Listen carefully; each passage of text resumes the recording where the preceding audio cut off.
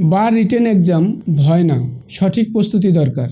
অনেকেই MCQ pass করার পরে মনে করেন রিটেন এক্সাম অনেক কঠিন। আসলে সঠিক প্রস্তুতি ও সঠিক গাইডলাইন থাকলে রিটেন পরীক্ষায় পাস করা অত্যন্ত সহজ।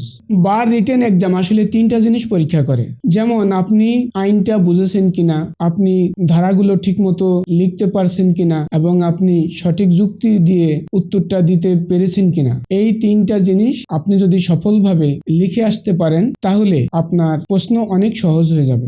যেমন ধরুন CrPC, CPC, penal code, evidence, এই আইনগুলোর ডেফিনেশন, সেকশন, ধারা এক্সপ্লেনেশন আপনি যদি যুক্তি সহকারে উপস্থাপন করতে পারেন তাহলে আপনার প্রতিটি প্রশ্নের উত্তর অনেক প্রাঞ্জল এবং সহজ হবে। রিটেন এক্সামে বড় বড় প্যারাগ্রাফ দরকার নেই, সঠিক সেকশনগুলি উল্লেখ করতে হবে, এক্সপ্লেনেশন, সঠিক সেকশনের এক্সপ্লেনেশন দিতে হবে আর লজিক্যাল উত্তর দিতে হবে। তাহলেই অনেক কঠিন বিষয়ও আপনার সহজ হয়ে যাবে।